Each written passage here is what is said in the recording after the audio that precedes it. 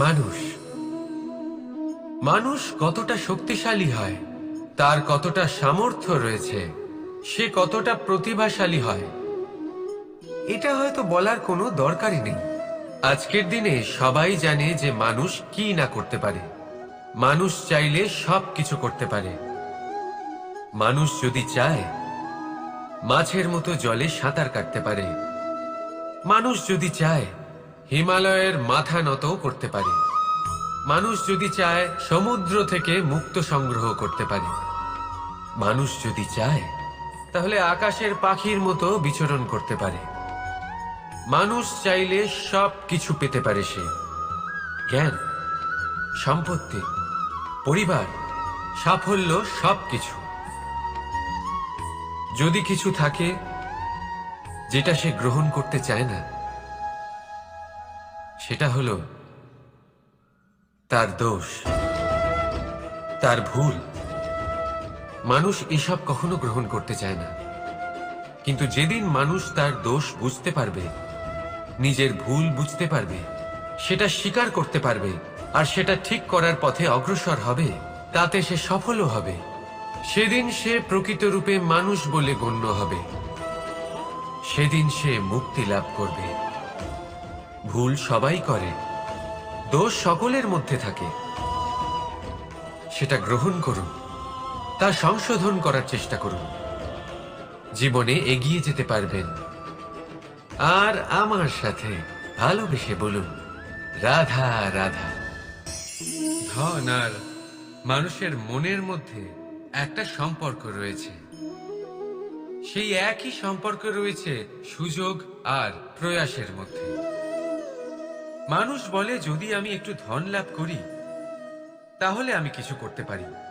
ধন বলে, যদি তুই কিছু করিস তবে তোর কাছে আমি আসব। মানুষ বলে, আমি কোনো সুযোগ পেলে তবেই তো চেষ্টা করব। আর সুযোগ বলে, তুই প্রয়াস কর তবেই তো আমি দেখা দেব। সবসময় জীবনে সেই কামনা করবেন না যা আপনি অন্য কারোর থেকে বা এই সংসারের থেকে নিয়তির সাহায্যে পেতে পারেন। মনোসংযোগ করুন নিজের কর্মের ওপর। মনোসংযোগ করুন তার ওপর যা আপনার হাতে আছে। অনবরত চেষ্টা করুন, না কোনো আশা করে, না কোনো আকাঙ্ক্ষা নিয়ে। আর তারপর এই জীবনকে দেখুন, সে সফলতা হোক বা সুখ, সে ধন হোক বা হোক সুযোগ, সব নিজে থেকেই আপনার কাছে আসবে। রাধা রাধা। এটা দেখতে পাচ্ছেন? আপনি নিশ্চয়ই জানেন এটা কি। এটা বড়ই বিচিত্র এক বস্তু। এটা হলো কয়লা। আমি একে বিচিত্র এই কারণে বলছি, ভেবে দেখুন, যদি এটা গরম হয় আর আপনি এটাকে ধরে ফেলেন, এটা আপনার হাত পুড়িয়ে ফেলবে। আর যদি এটা ঠান্ডা হয় আর আপনি এটা ধরেন, তাহলে এটা আপনার হাতে কালি লাগিয়ে দেবে। অর্থাৎ যে কোনো পরিস্থিতিতেই, যে কোনো রূপেই থাকুক না কেন, গরম হোক অথবা ঠান্ডা, এটা কোনো না কোনো ভাবে আপনার ক্ষতি অবশ্যই করবে। এরকমই হয় খারাপ মানুষজন, বদসঙ্গ, ঠিক কয়লার মতো। আপনি যদি কিছু নাও করেন, যাই হয়ে যাক, এরা যদি আপনার কাছে থাকে, তাহলে কোনো না কোনো ভাবে জীবনে আপনার কোনো না কোনো ক্ষতি অবশ্যই হবে। তাই নিজের জীবনে সবসময় সঙ্গতের নির্ণয় অত্যন্ত ভেবেচিন্তে করবেন। রাধা রাধা। কি হলো? মন খারাপ? জীবনের সমস্যার বিষয়ে ভাবছেন? ভাবছেন যে কেন সমগ্র সংসারের সমস্ত কষ্ট, সমস্ত সমস্যা আমার ঝুলিতেই এসে জড়ো হলো? সবাই এটাই ভাবেন। চলুন, আমি আপনাকে বিচার বিবেচনা করতে বাধ্য করছি। ভাবুন ঝিনুক। ঝিনুকের পেটের ভেতর কাঁকড়ের এই যন্ত্রণা, ঝিনুককে তা কেন ভোগ করতে হয়? বটবৃক্ষের বীজ মাটিতে 7 হাত নিচে অন্ধকারে ঘেরা থাকে কেন? সংসারের সবচেয়ে তীক্ষ্ণ জ্বালা সূর্যকেই জ্বালায় কেন? কারণ ঝিনুকের মধ্যে সেই ক্ষমতা রয়েছে মুক্ত জন্ম দেওয়ার। বটবৃক্ষের বীজেই সেই বল রয়েছে যে সে সংসারের সবচেয়ে দৃঢ় বৃক্ষ হতে পারে। সূর্যের মধ্যে সেই ক্ষমতা রয়েছে যে সে নিজে জ্বলে এই ব্রহ্মাণ্ডকে প্রকাশ দিতে পারে। সেজন্য জীবনে যখনই বিপদ আসবে, সমস্যা আসবে, তখন নিজেকে বোঝান যে প্রকৃতি আপনাকে এই জন্য চয়ন করেছে, কারণ প্রকৃতি এটাই ভাবে যে এই পরিস্থিতিতে সর্বশ্রেষ্ঠ ফলাফল আপনি বের করতে পারবেন। রাধা রাধা শব্দ। এই শব্দ কি? ফুসফুস থেকে নির্গত বায়ু যা কণ্ঠের সাথে ঘর্ষণে কম্পনে পরিবর্তিত হয়, এই কি শব্দ? না, শব্দ হলো নাদ, শব্দ হলো ব্রহ্ম।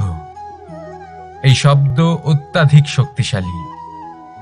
এই শব্দতে এত শক্তি থাকে এই সংসারকে বদলে দিতে পারে। আপনার শব্দ বীজের ন্যায় হয়। কারোর মনে কাঁটাও উৎপন্ন করতে পারে, আবার পুষ্পও উৎপন্ন করতে পারে। যদি কোনো ব্যক্তি নিরাশ হন, নিজের জীবনের সব থেকে কঠিন সময় পার করছেন, তাকে প্রেরণার দুটি শব্দ বলে দিলেই সে অসম্ভব থেকে অসম্ভবকারী কার্য করে দেবে। যেমন জাম্ববানের প্রেরণার দ্বারা বীর হনুমান সাগর পার করেছিলেন। আর যদি কেউ উৎসাহী হন, তার উৎসাহ কম করার জন্য বলা দুটি শব্দ তাকে তার পতনের দিকে নিজে থেকেই নিয়ে যেতে পারে। তাই এই শব্দের মাহাত্ম্য বুঝুন, শব্দের শক্তিকে বুঝুন, আর আমার সাথে ভালোবেসে বলুন রাধা রাধা।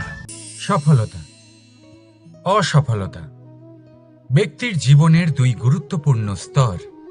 প্রত্যেক ব্যক্তি সর্বদা সফল থাকতে পারেন না, প্রত্যেক ব্যক্তি সর্বদা অসফল থাকতে পারেন না। এবার এই দুই যখনই আসে, কিছু দিয়েও যায়, আবার কিছু নিয়েও যায়।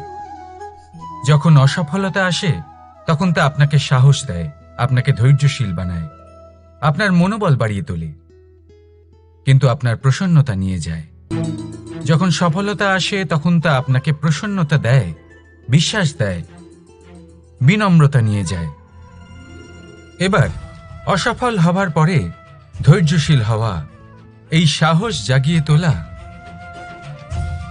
তাও বলা যায় সরল। কিন্তু সফল হওয়ার পরে বিনয়ী থাকা সব থেকে কঠিন। কিন্তু ততটাই গুরুত্বপূর্ণ হলো বিনয়ী থাকা। যখনই জীবনে আপনার সাফল্য আসবে, নিজের মনকে সংযত রাখুন, বিনম্রতাকে যেতে দেবেন না। যদি এরকম হয়, তাহলে সেই সাফল্য শিশিরের ফোঁটার মতো লুপ্ত হয়ে যাবে। রাধা রাধা।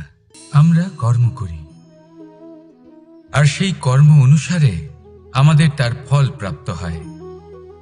এখন এই কর্ম আরো শ্রেষ্ঠ হতে থাকে, আমরা আরো প্রেরিত হতে থাকি। তার জন্য আমরা বড় বড় জ্ঞানীদের থেকে প্রভাবশালী, প্রেরণাদায়ক ব্যক্তির সাথে দেখা করার চেষ্টা করি, দেখা করিও। নিজের কর্মের বিষয়ে বিচার করি, আলোচনা করি, তাই তো? কারণ আমাদের কাজ দেখে তাতে বিশেষ মতামত সামনে থাকা ব্যক্তি দিতে পারে। কিন্তু এই পুরো চক্রতে সংসারের সব থেকে গুরুত্বপূর্ণ ব্যক্তির সাথে কথা বলতে আমরা ভুলেই যাই। আপনি কি জানেন সংসারের সব থেকে গুরুত্বপূর্ণ ব্যক্তি কে? স্বয়ং আপনি। হ্যাঁ, আপনি সে। আপনি জীবিত আছেন, তাই এই সংসার জীবিত আছে। আপনি হলেন আপনার সমস্ত কর্মের কেন্দ্র। তাই এবার থেকে প্রতিদিন একটু সময় নিজের জন্য বের করে নিজের সাথে কথা বলুন, নিজেকে বুঝুন, নিজের কর্মকে বুঝুন। কিছু প্রশ্ন আসবে, কিছুর উত্তর পাবেন, আরো কিছু প্রশ্ন আসবে যার উত্তর আপনি অবশ্যই পাবেন। কিন্তু এটা করবেন অবশ্যই, নয়তো আপনি এই সংসারের সব থেকে গুরুত্বপূর্ণ ব্যক্তির সাথে দেখা করার সুযোগই হারিয়ে ফেলবেন। এবার বলুন, আপনি কি এরকম চাইবেন? রাধা রাধা।